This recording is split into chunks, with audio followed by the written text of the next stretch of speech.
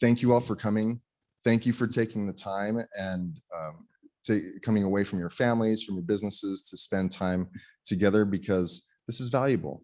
The networking that we do here, the learning that we do here is invaluable for us, and it will help us grow and learn together. And that's where I think we get a lot of the benefit. I know for me personally, it's not a lot of the stuff that I learned at these conferences. It's the networking that I did and the people that I met that were most influential. And so I encourage you to reach out and find some people that you haven't met before, talk to them. There's a lot of great minds in the room. We've got a lot of great people here that are willing to share and that are willing to talk. As you'll see from all the presenters today, they're simply physical therapists who are trying to do better and are willing to share.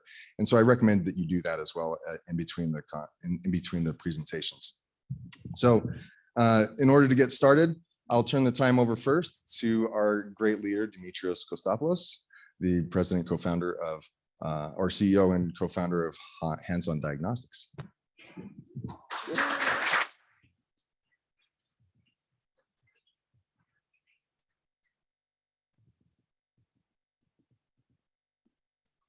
Good morning. How's everybody doing this morning?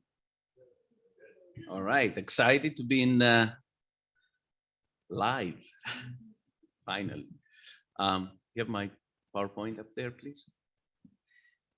So, on behalf of Hands-On Diagnostics Franchising President and the Chief Executive Officer, as well as the Board of Directors of the American Academy of Clinical Electrodiagnosis, AACE, and the American Academy of Musculoskeletal Ultrasound, AAMU, I would like to welcome all of our HODS partners, AACE and AAMU students, and all of our other colleagues and special guests we have today in the United States and abroad, who are participating via Zoom to this 8th HODS Symposium, an international conference in electromyography and MSK ultrasound. I want to give a sincere thanks to our event sponsors, Esaote Paychecks, Cadwell, Newfit, In the Black, Debt-Free PT, Healthcare Business Academy, Hands-On Seminars, Bradley and Parker, who have made this event possible. In 2020, and despite the unprecedented COVID-19 situation, we hosted this symposium and conference online with international participation. And now we are delighted to offer this 8th HODS Symposium and International Conference in EMG and MSK ultrasound, both online and live, here in San Antonio, Texas. Yes, live. People get very excited about live now, finally, right? So San Antonio is the most visited city in Texas, with the beautiful San Antonio Riverwalk that many of us have experienced, at least yesterday. And it's a city of amazing history and the city of San Antonio commanders. And yes, we all have to try the San Antonio Puffy Tacos. So COVID-19 has brought in front of humanity a huge challenge, and it would be perhaps appropriate to spend some time to reflect about the pain and suffering that many people have endured, or talk about the 4.5 million deaths because of COVID-19 worldwide. And some of this has come very close to home. Family members of our extended HODS family have passed, and they will always be with us in the memories we keep. I will offer a huge acknowledgement to those who have suffered and still suffering from the consequences of this disease. And I will remind them that as humanity has done in the past, we will again overcome this, and life will go on. Moments like these bring the best of our most people, and kindness and cooperation and understanding prevails. Now, For those who are new to HODS, I want to say a few words about the fast trajectory that our organization has achieved.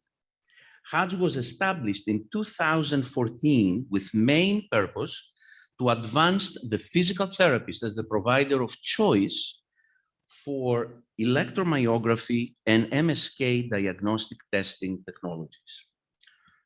As we started developing our organization, we realized that establishing a national franchise would be beneficial to the members of the organization who would capitalize on and benefit from the voices of all the members of the franchise group. In 2017, we were established as a hands-on diagnostics franchising LLC, providing territories of exclusivity and the creation of HODS-approved diagnostic centers around the country. In 2018, HODS acquires the AACE APTA-approved EMG residency, and with delivery of competent educational and mentorship programs led by Doctors Ernst, Lugo, Brooks, McGibbon, and others, along with the Brooks McGibbon ECS prep curriculums, HODS graduates achieve year after year the highest number of ECS certifications. The same year, efforts by the orthopedic section of the American Physical Therapy Association, along with advocacy from HODS and our director of MSK studies, Dr. Awad, ACEWM officially recognizes PTs as providers authorized to perform and interpret MSK ultrasound studies. 2020 becomes the year where HODS demonstrated unconditional dedication to the physical therapy profession. HODS has been in the forefront of the fight against COVID-19 and in the preservation of physical therapy practices in the midst of the pandemic. HODS started hosting daily town hall meetings since early March 2020, bringing you all relevant data you needed to deal with the pandemic as private practice owners. Many of these meetings featured APTA leadership that helped to communicate all information we needed at that time. First COVID online forum that brought together experts from all fields to provide you with valuable information on compliance, telehealth, insurance, PPP loan help, and other information, and helped you navigate through the crisis. And then, I'm sure that you remember this.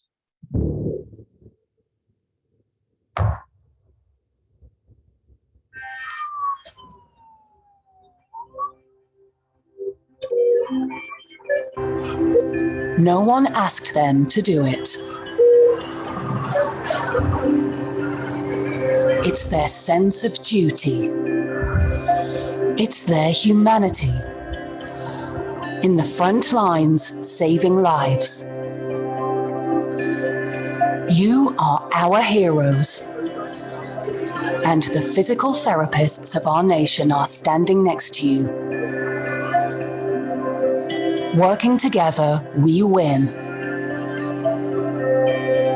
Visit www.ptforheroes.com.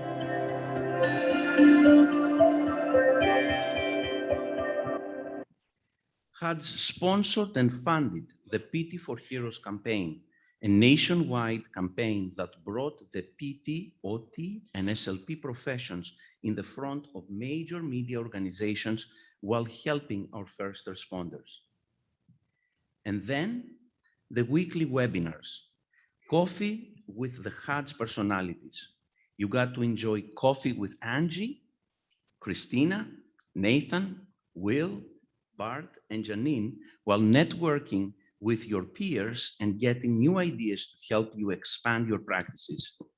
A huge thank you to them for tirelessly putting this program together week after week.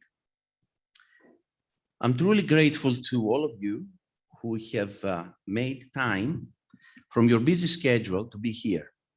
Our purpose is to come together, share clinical and business ideas, learn from each other, and create strategies for the advancement of our professions for the next decade and beyond. I'm so proud of all members of our HODS family. We have now grown to more than 210 facilities across 27 states, where you can carry out some truly outstanding work servicing your patients and your referring doctors while giving back to your communities in so many ways. Over the past several years, our HODS partners have performed thousands of tests and helped thousands of patients while driving steady revenue growth in their facilities, creating affluence and expansion for their businesses. All through this process, the HODS partners, faculty, staff, and board made significant strides on a nationwide level. A staggering 157 clinical round webinars and 2,590 attendee hours the past 12 months. And yes, our faculty and mentors produced 28 courses, 81 teaching days, 22 EMG diplomates, 14 EMG graduates, and 9 MSK-US fellowship graduates. Our rate of success in the board certification exams, both for EMG and MSK-US, ranges from 90 to 100%. And tonight, during our awards ceremony, we will celebrate your wins and achievements. So with that, what is the future of the HODS franchise? We remain steadfast to the core purposes of HODS.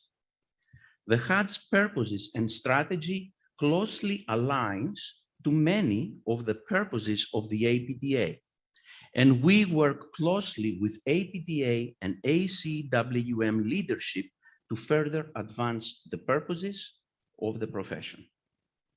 HODS not only advocates especially for the resolution of the reimbursement issues of the profession, but offers solutions to bypass Medicare and other insurance cuts. We are poised to continue disseminating the healing hands guided by technology message and put to work our new branding, marketing, and sales strategies with the help of our existing franchisees while expanding our alliances with leaders in the healthcare space. And how about the future of our HODS franchisees? With clear goals for 2021-2022, and with resources such as roadmaps, business manuals, automation, and others, we are creating ideal HODS-approved diagnostic centers running in parallel with physical therapy practices. These centers create not only business-to-consumer opportunities, but also B2B opportunities. My friends, we are in a unique time in the healthcare professions, and especially the profession of physical therapy. And as private practitioners, we are at the crossroads of deciding to fundamentally transform our profession to the most powerful one among the healthcare professions, or to give up and succumb to the financial challenges of our time. And all of us stand at the leading edge of a major evolution in the physical therapy profession. And those of you who are not PTs, just brace for a major evolution in healthcare. Our generation of healthcare providers are the pioneers who will cure cancer, will send humans in Mars, and will make healthcare affordable and accessible for each and every human in this planet. We now have the opportunity to be a catalyst in the major evolution.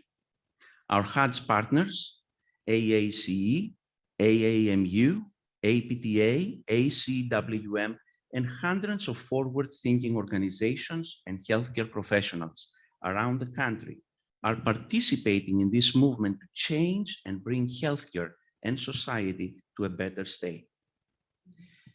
To all of you who are daring to dream and who are creating the future of healthcare professions, to all of you who are helping people change their lives in a more positive direction, to all of you who believe that it's time for diagnostics in physical therapy, we would like to dedicate this 8th annual symposium and international conference in electromyography and MSK ultrasound. And now I officially open the symposium proceedings. Thank you.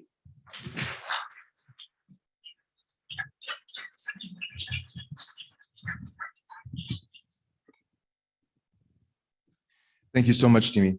We appreciate your leadership and your vision. That's what a lot of us have bought into. Our next speaker is going to be a video presentation from Mike Horsfield. He is the founder of Rock Valley PT and also the president of private practice section of the APTA. Mike is the chief executive officer of Rock Valley PT located in Bettendorf, Iowa.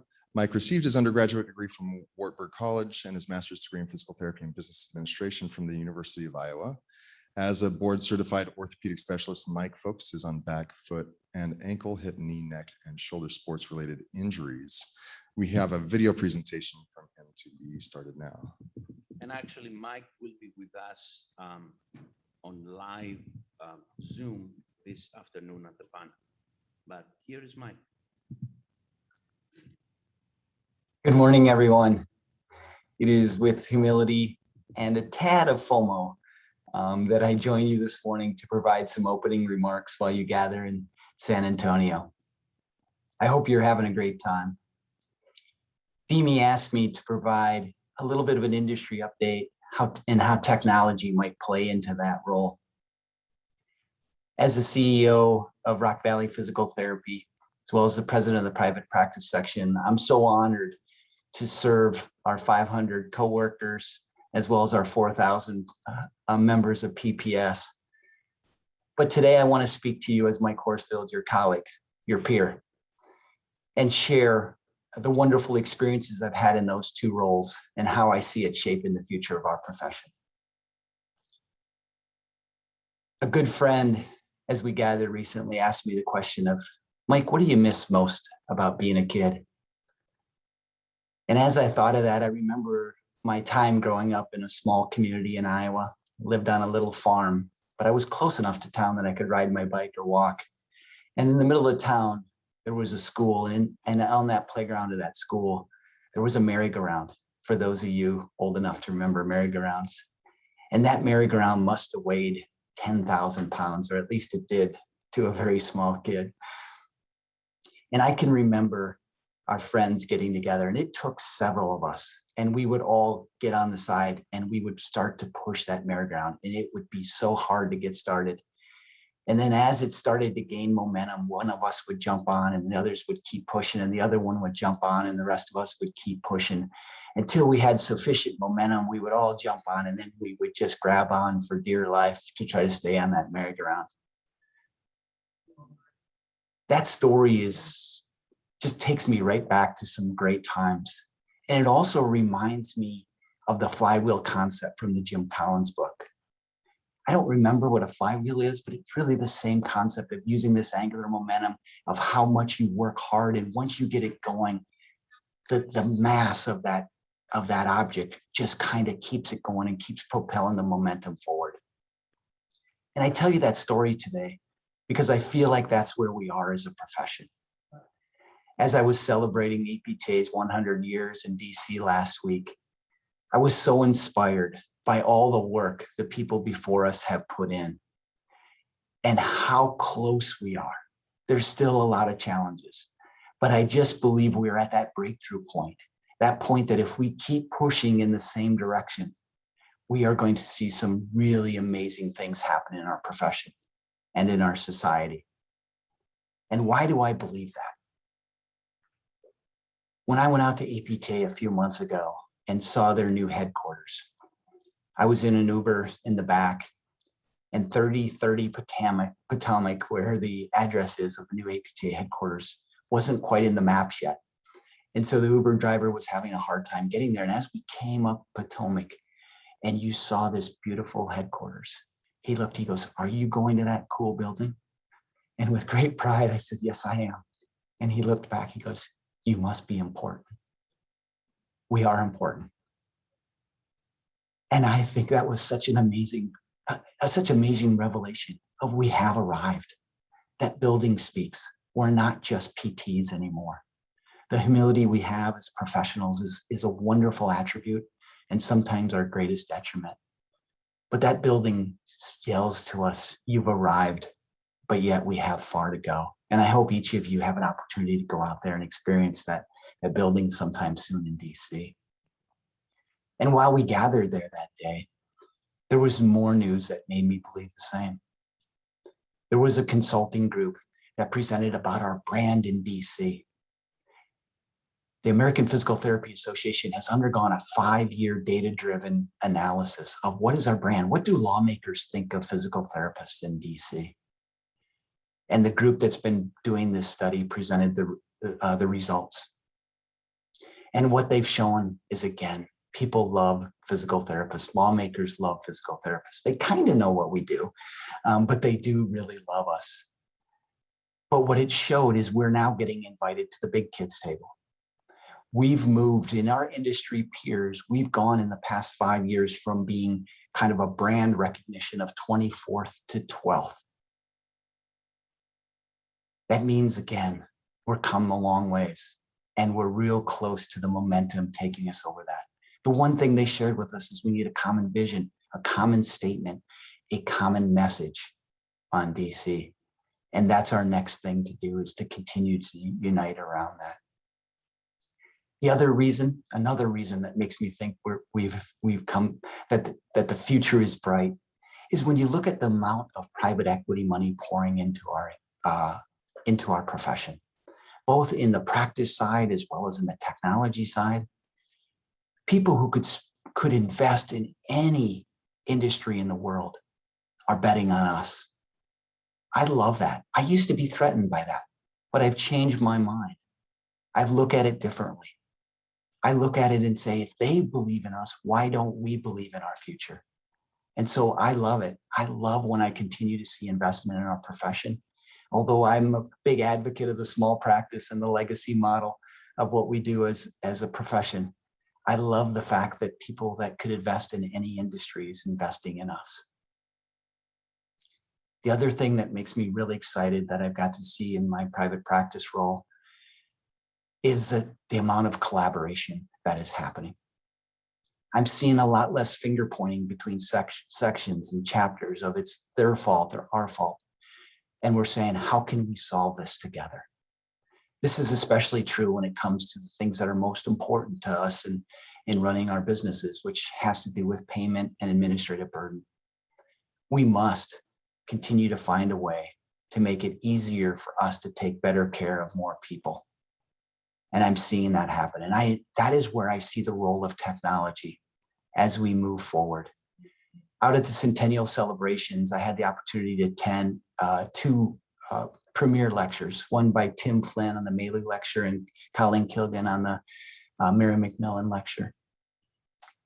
And Tim's message was essentially that in order for us to really step up and work on health of our society, we need to maybe step outside of the healthcare system's incentives. And I was inspired by that. And Colleen really talked about the way we do that. I mean, there was a tie between these. The way we do that is to leverage technology. And she talked about it with the use of wearables and the amount of data and how do we use this information from our patients to prioritize who needs to be seen. That we see ourselves not as interventionalists, but we see ourselves as managers of their health. And we use data to help us prioritize and decide who needs the treatment and when they need it. And so as you gather together in San Antonio, I ask you to please help us answer the emerging and difficult questions. How will technology help us accomplish this? How can it make our current job easier rather than another thing we have to do? Can it objectively tell us how our patients are doing and help us prioritize the day's schedule? Can it leverage our unique skill set again, to make it easier for us to take better care of more people. I want to just give thanks to Dimi, Kostas, and Craig for providing me with this opportunity to talk to you today. And I look forward to joining the panel later today and hear what other ideas people have for the interesting questions that are continuing to face our great profession. Have a great day, everyone.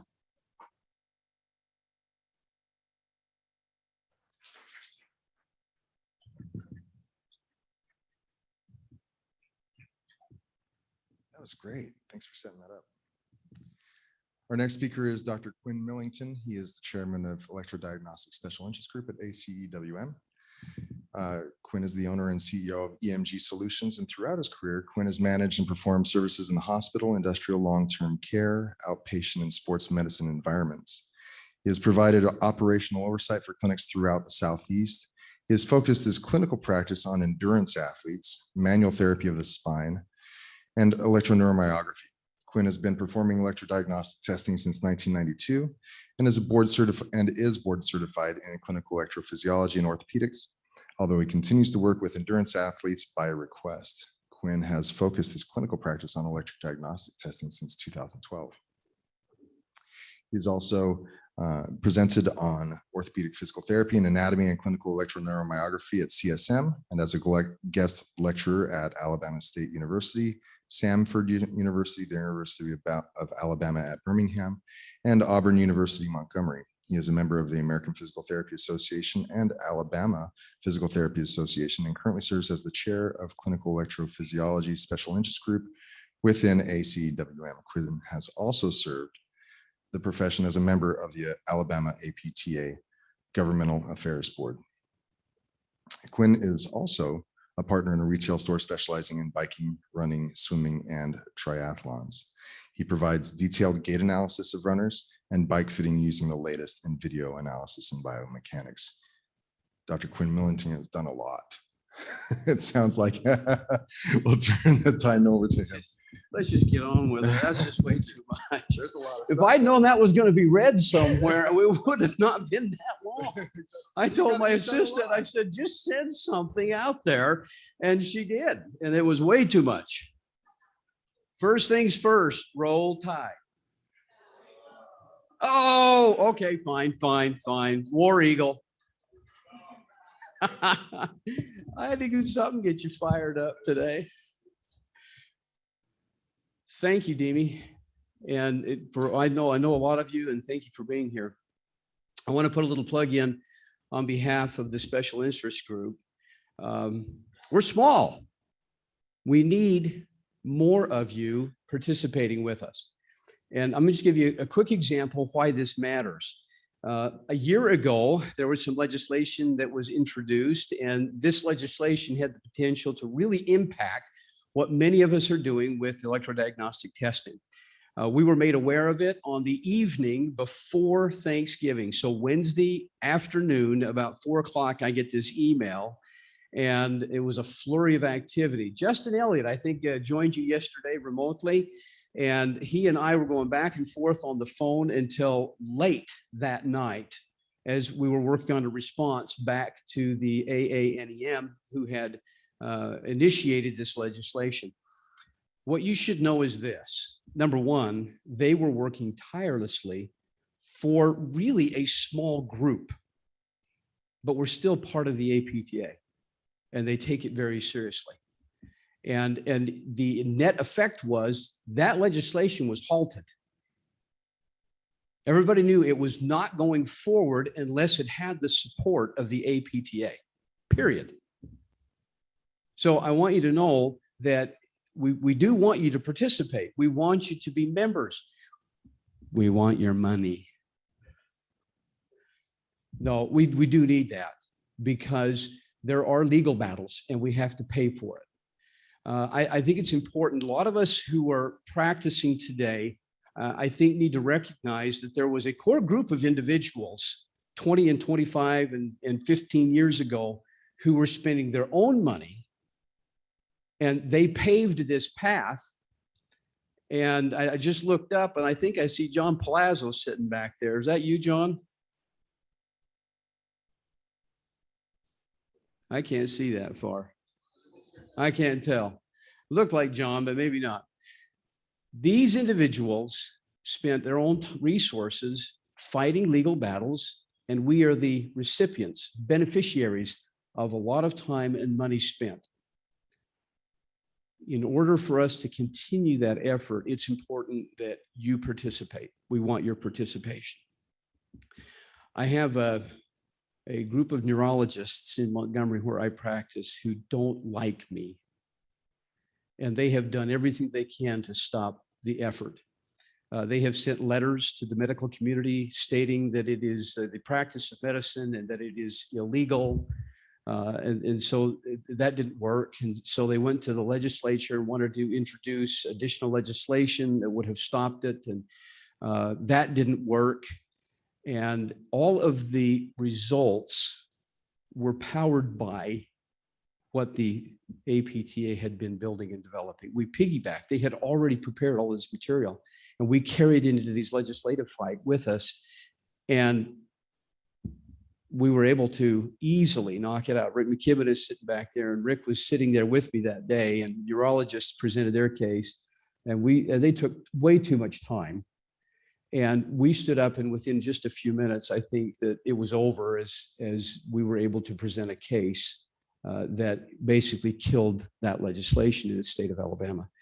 These are some of the things, and I could go on, I'm not going to, but I could go on telling you about the things and the benefits that come as a result of participation in this section. So check it out, please. We want your participation. We really do. We need it. All right, thank you.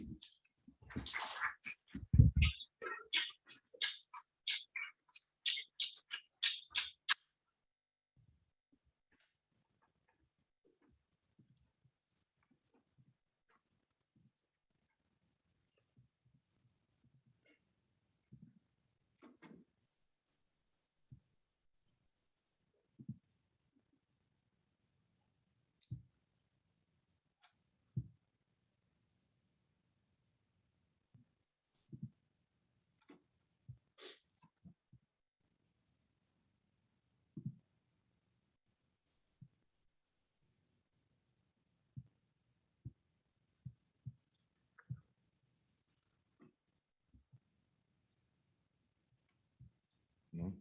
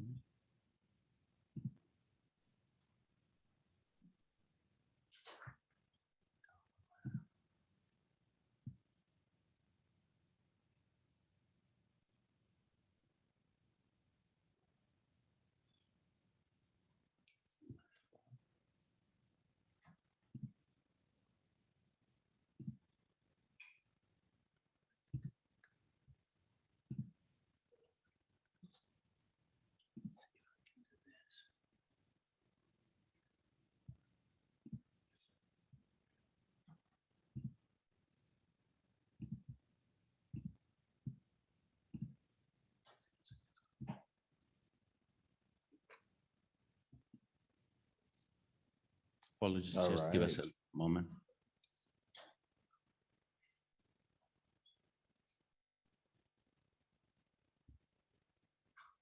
Even Apple has its glitches. So if Apple has its glitches, then. Okay. I can too.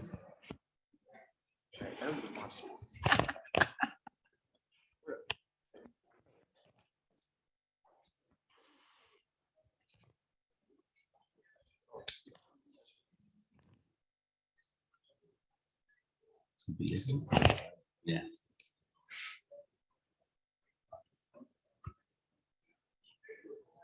I just hope that it's just that.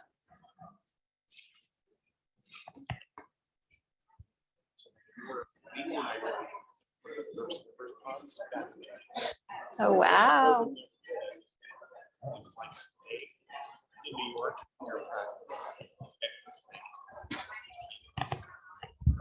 All right.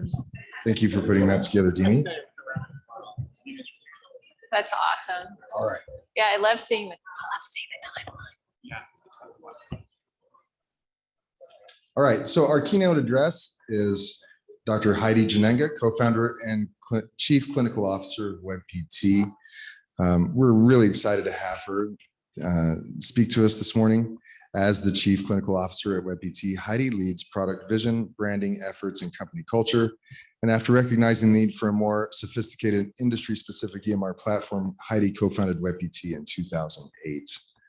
Before launching WebPT, Heidi practiced as a physical therapist for more than 15 years, specializing in extremity post-surgical rehabilitation, ACL prevention programs, and sports-specific training.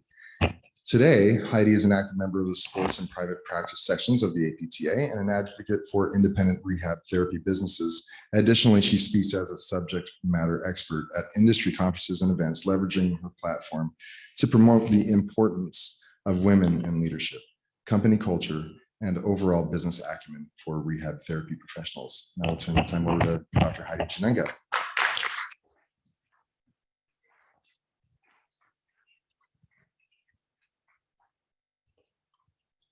Well, thank you so much. This is quite an honor to be here. And I can just tell you, just from this kickoff, I'm already so inspired by what we've heard, because for what seems like the first time is we have such a common message that everyone is talking about and saying. And so I'm inspired to know that even though we didn't collaborate on any of our talks so far, you're going to hear common themes about the blend of technology and how that actually is going to be a part of our future. And like anything, we have choices of who we work with and partner with as businesses. And I am just so thankful to Dimitrios and Hands-On, because the values in which what he talked about is so in line with what we aspire to be with WebPT as well. So thank you for putting on this amazing event. Thank you for getting us all together. This is my first event sort of in person. I was actually at the APT event last weekend as well, not as a speaker, but as an attendee. Much smaller event, but definitely that trepidation of sort of getting back into things. We're starting to get over that, and that definitely trumps the camaraderie that we have together and just being able to network with each other again, which, I mean, as therapists, this is what we do, right? So thank you for the kind introduction as well. I am the Chief Clinical Officer of WebPT. WebPT was founded back in 2008. And if you take yourself back to 2008, as Dimitrios showed you so eloquently in his timeline, a lot of things have changed for us as clinicians over the years. We started literally in the back of a coffee shop. Just telling me the first meeting was in Dimitrios's clinic back in the day. These are how innovative things start, and to see how they grow over the years. We now serve close to 40% of the PT market in terms of our electronic health record, which means we have over 600 employees all across the US, 90,000 therapists using our platform every single day. It's an incredible, incredible feat, but also an incredible responsibility that we take very seriously. I would also be remiss if I didn't say thank you for that incredible picture on the front of the magazine. One of my personal goals from a business perspective and as an executive has been to someday be on the cover of Entrepreneur Magazine or Inc. Magazine. We've been lucky enough to be named to the Inc. 5000 fastest growing companies for the 9th year in a row this year, which is a feat that only 1% of companies do across the US. But I don't know, I think this one probably trumps those two goals. So I can probably check that box. So thank you for that.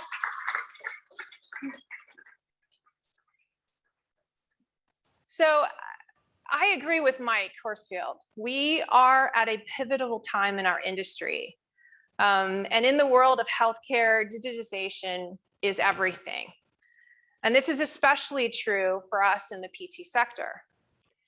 In the past, we have been a more reactive profession. We've let things happen to us and allowing things to sort of having us to react and to advocate, to be included versus being advocates for ourselves from the beginning and thinking about, well, what do we need for the future?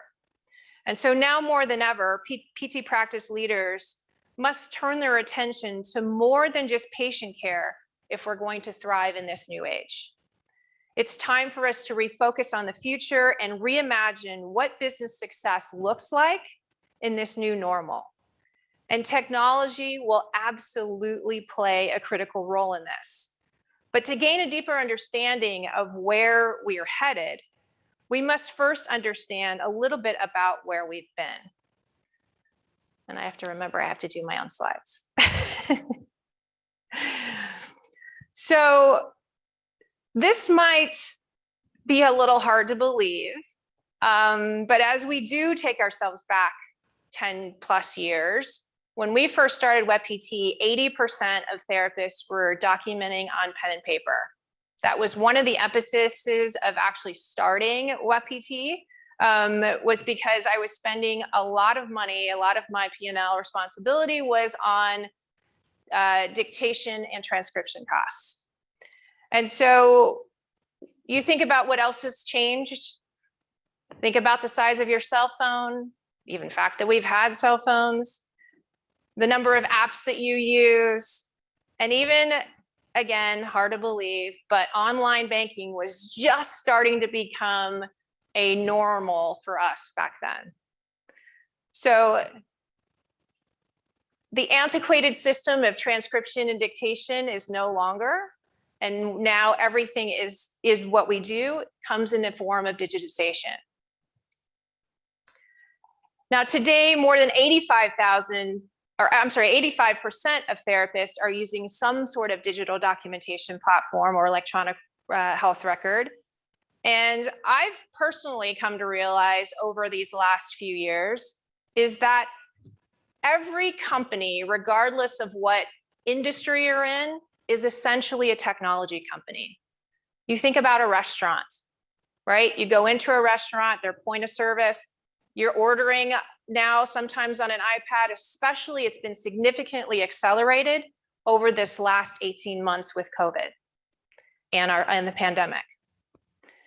And look inside a PT practice, from digital marketing, intake forms, your EMR, through your billing platform.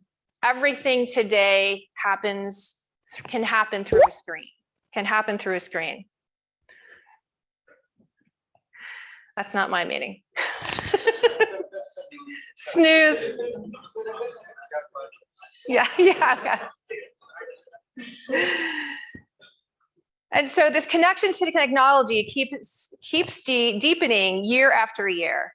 And it's exactly obviously why some of you and all of you are here today to talk about this medical diagnostics, how that is actually incorporated into as a technology into your practice as well.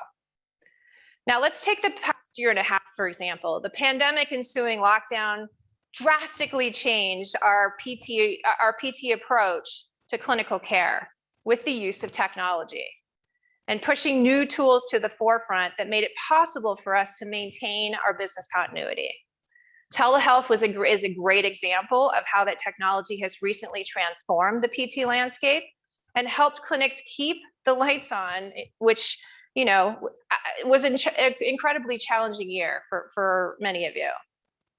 So we do a report that we put out every year based on a survey. It's called the State of Rehab Therapy Report. And in that report, we surveyed over close to 7,000 therapists across the US. And that timeline was in February of this past year. And in that report, we show that 80% of rehab therapy practices reported using a new technology just in the past year. And of that number, 40% of clinic leaders reported using telehealth software for the very first time.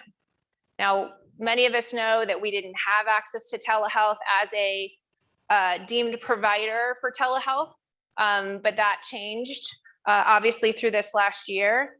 And we also know, as we've seen the numbers sort of change, they obviously went up and now they've come down. But we know that telehealth is never going to be a full-on replacement for hands-on treatment, but it can be an extremely promising alternative method of care delivery, and perhaps a game changer for us as we keep up with technology and healthcare as it moves forward. In fact, per our research, 9 in 10 therapy professionals say that their patients have shown interest in continuing telehealth services, even as we've now started to come out of the pandemic. And although, as I mentioned, the telehealth services have somewhat decreased, a lot decreased, I really believe the combination in the future of in-clinic and virtual services, sort of this hybrid model, if you will be the new norm as we bring in more technology and telehealth services, and also have our abilities to utilize telehealth and get paid for those services, something that we advocate for in the future. Telehealth also allows us to expand access to care to patients who might not otherwise receive PT treatment. We've talked a lot about the 90% problem, in which 90% of those people in the US who have a diagnosis that could be treated by a physical therapist, unfortunately, don't get to see us. So a lot of what we talk about in the future is how do we expand our ability and reach to more patients, more clinical care served to more people across this US. So the clock's ticking on telehealth, as we know, and I know you've already had a little bit of advocacy conversations. This is one of the top priorities right now because time is of the essence, and our services are set to expire on January 1 of 2022. And so we do definitely need some advocacy in this area, but I'll talk about that a little bit more in a minute. So while telehealth, electromyography, MSK diagnostics can help us expand our presence in healthcare and chip away at that 90% PT problem, we also need to establish physical therapists as essential primary care providers. Now, let's get to the brass tacks here. When we talk about those Medicare cuts, we're about to get handed one of the largest cuts in our Medicare reimbursements that we've ever experienced. And that's happening right now in January of 2022, unless something changes. And we're all advocating to make that happen. But because we were basically overlooked as primary care providers, as potential primary care providers, even in the MSK world. The narrative is that we need more PCPs. We need more primary care physicians. And so essentially CMS robbed Peter the PT to pay Paul the PCP. We can't let that happen. This is where our advocacy, our outcomes, and our data, which is only going to happen through the use of technology, has to come into becoming more of a priority in every single one of our practices. There's a big difference between adopting an industry accepted practice and actually testing and in measuring the impact of a practice and being able to show in a dashboard true numbers.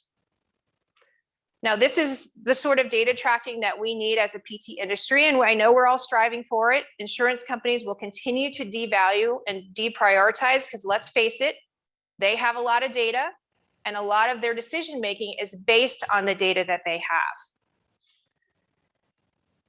Why are chiropractors so successful? Why have they always been sort of a nemesis of ours? Well, they have a predictable and known model. They manipulate your spine, and for the most part, you feel pretty good when you leave. We can't necessarily say that for every PT visit, And the number one difference is the variability of our care. It limits our marketability and it limits our ability to say our predictability in what you get from practice to practice. So there's never been a better time than right now to objectively and indisputably prove the value of PT within the greater healthcare continuum. And this has to start at the provider level and of course with technology by your side.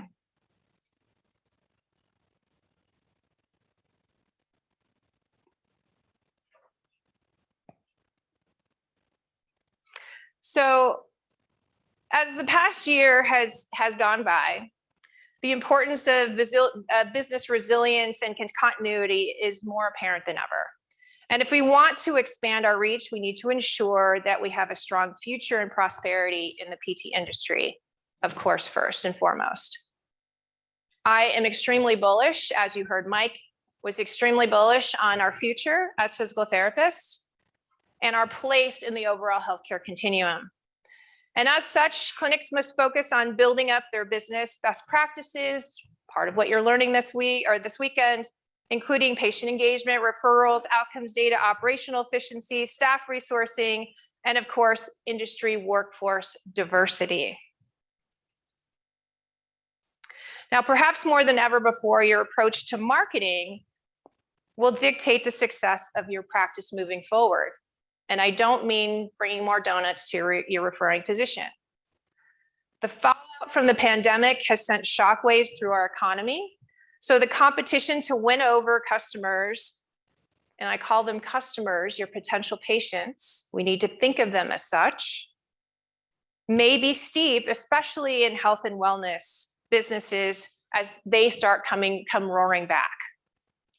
Now, as healthcare providers, PTs have a distinct advantage when it comes to alleviating patient anxieties and safety and of course sanitation practices because we are part of the healthcare system. And if there were ever a time to invest in your digital advertising strategies, including your Google ads and Facebook ads, this is it, especially considering that so many more people are spending time online. They are searching for ways to find avenues to improve their health and wellness. Now, because this time was difficult, money was tight, a lot of clinics actually stopped their digital ads during this time. So again, now is the time to ramp that back up because I know that clinics are starting to get busy again. Not the time to forget of what many of you focused on over this past year of spending time working on your business when you couldn't actually be in your business. So numerous studies have shown that when companies invest in marketing during less favorable economic times, they experience actually much better long-term success results because you continue to stay connected to those people that need your services the most. And according to our actual data within our WebPT Reach platform, which is our patient relationship managing marketing, engaged patients who are already back. The clinics that are using these digital marketing tools have gotten back to 112% of their pre-COVID volumes. Whereas those who didn't use digital marketing tools are only at 88%. So we know these tools work. Now is the time to also make sure you're prioritizing your referral relationships. Keep in mind that a lot of physicians went through hardships just like we did. And so reestablishing those relationships with your longtime referrers is critically important. So from lead generation to patient engagement to patient intake to front office digitization to virtual visits, it all matters. It all matters in today's world. It's what this new generation of potential patients, and even now that those over 65 have advanced in terms of their ability to use technology through this period. And what's more, all of these tools only make our jobs easier, and they should make our jobs easier, but they give us the data to make sure that we are making the strategic decisions about our business, and our ability to truly make patient care viable.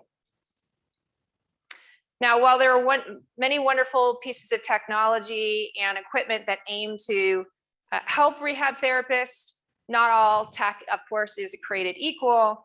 And in our current environment, we know that it can contribute to clinician burnout, which is also a major issue as we come out of this pandemic. In 2019, a study published in the Mayo Clinical Proceedings found that EHR usability was independently associated with the odds of burnout.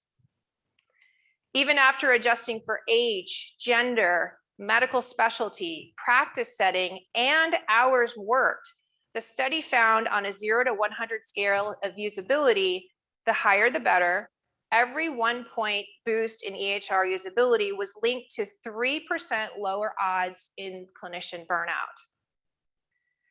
And what's more, lower reimbursements coupled with mounting expenses have contributed to higher and higher patient volumes, which yet is another factor, as we know, to burnout. So that's why it's really important to really do your research when determining the best technology solutions, and there are many out there, for what's best for you as a clinician, what's best for you as a clinic leader, and once that solution is in place, ensuring that you have the right support for each one of those tools to be able to maximize their use and potential.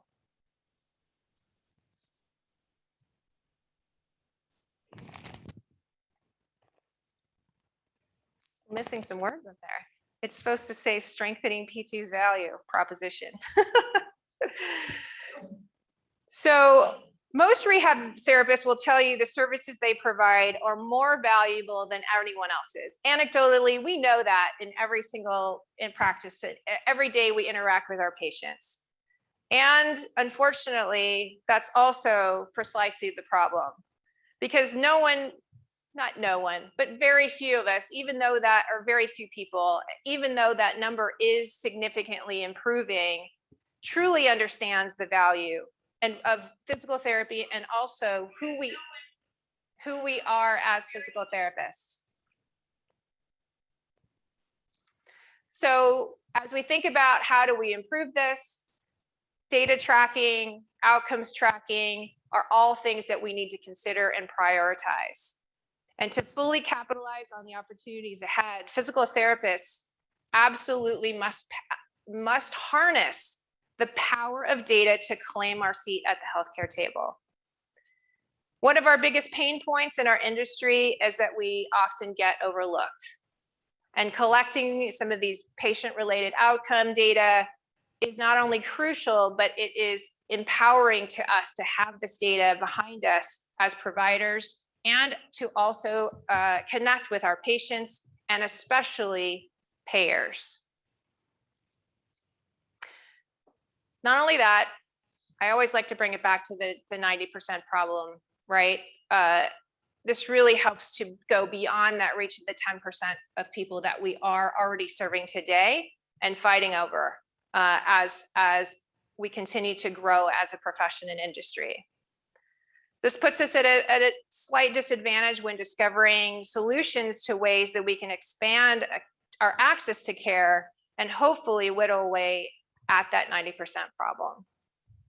Now, if we think about it from a collaborative care perspective, with the advent of interoperability, cloud-based technology, collaborative care is and has been, and now is more possible than ever before.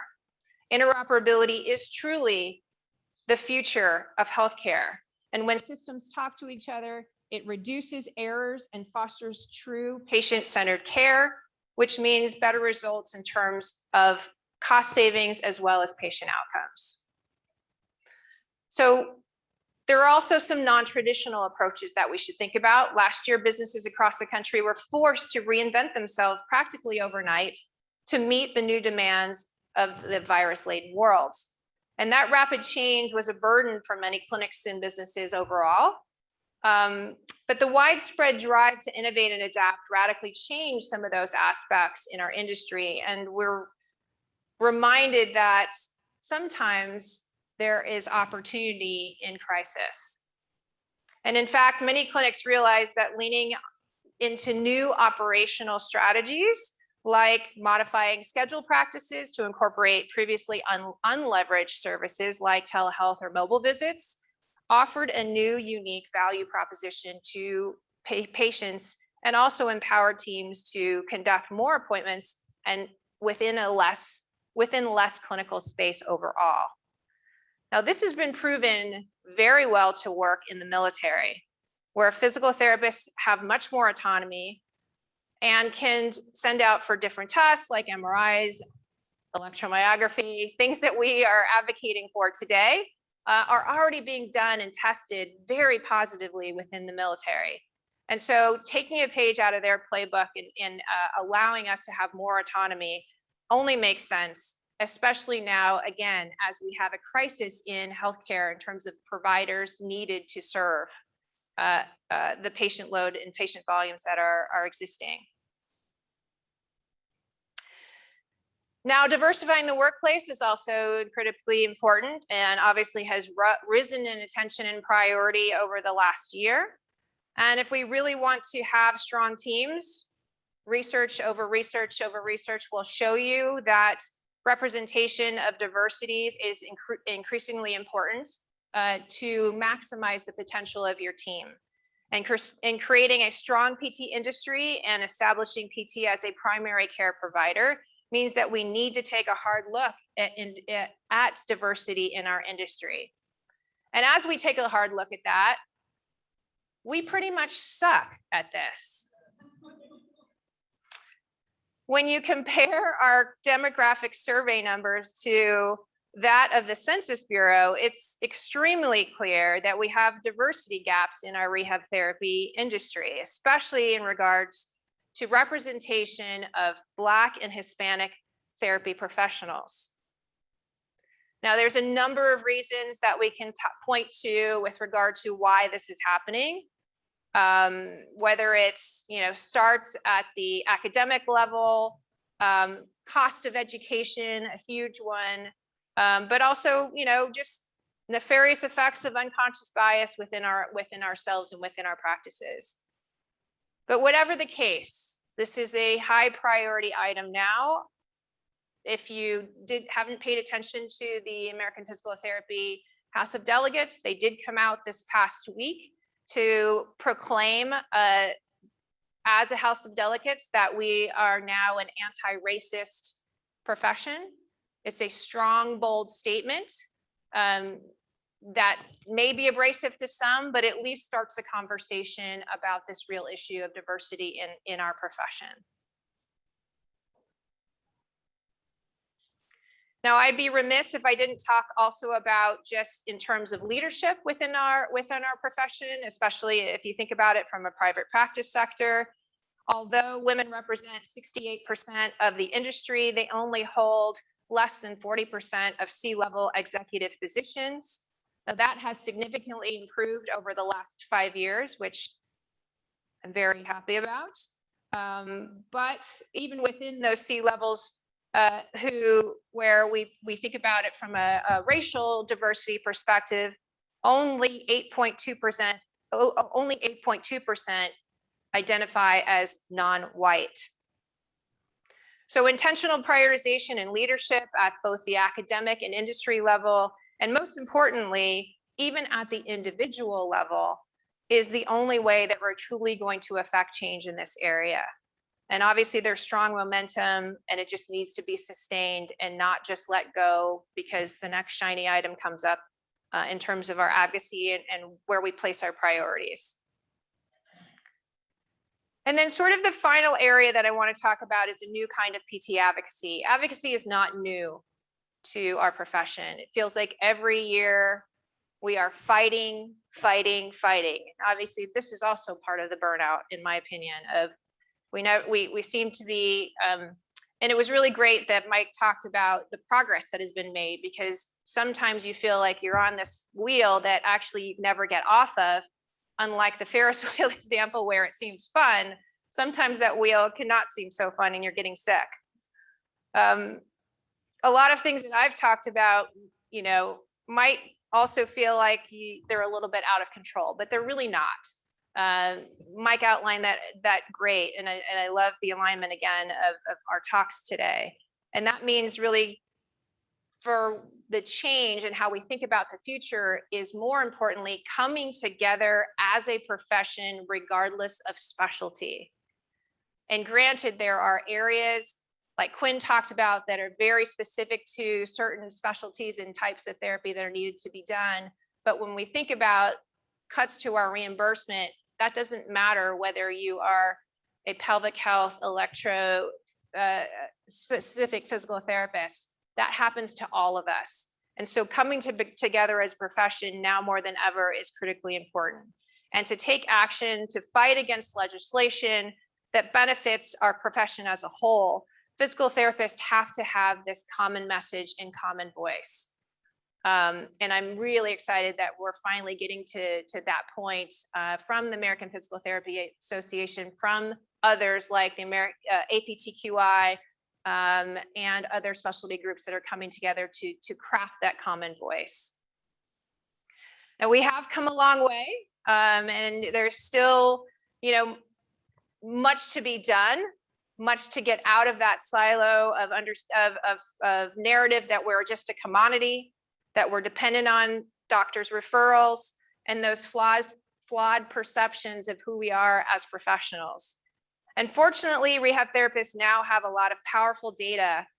We're gaining momentum in the data area that supports our unique role in increasing function, improving chronic pain, and lowering healthcare costs, being the high value, low cost provider. And we have now more groups that are coming together to advocate for us as primary care providers, which I am, as this room especially, I think has a strong voice in this area. And also, as Mike said, the next step is also uniting forces to create a critical mass and sort of this groundswell of advocacy. One of the great things that has come out of this last year is we obviously aren't the only clinician provider group that has been hurt, and are not the only ones that Medicare has decided to cut in order to pay for this increase in primary care that they need.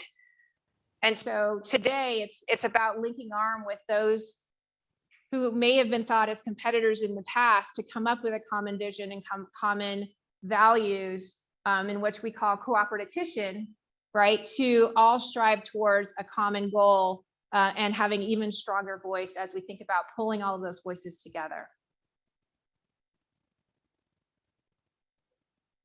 Now, what are some of the opportunities ahead? Where can we look to go?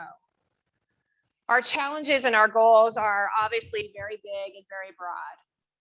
But as we look at all of these pieces of physical therapy as part of a system that cohesively pulls together, including data, documentation, relationship management, employees, outcomes, payments, and of course, MSK diagnostics. We think about it, we talk about it as a golden thread. How do all of these things pull together in one golden thread of opportunity, which at the end of the day encompasses improving patient care? And it requires some deep understanding of the environment of our customers, our patients, something that we have to continue to evaluate and debate. And it really is going to enable us to have a better understanding of how each piece brings value and which pieces might be missing in the future.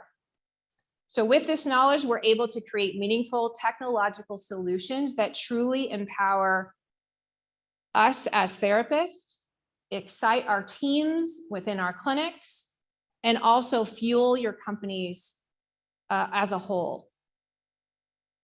So think telehealth, think wearables, think business efficiency, digital marketing, and of course, what you're all here to talk about, medical diagnostics. And by removing the silos, we truly can advance the future of physical therapy. which is a shining star and extremely bright. So thank you so much. I appreciate it being here, and then we'll be on the panel later this afternoon, I guess. And look forward to meeting and talking with many of you through a lot of the different breaks today. Thank you again, Dimitrios, for having me here. A lovely group, and we look forward to being part of the future as technology continues to grow. So thank you so much.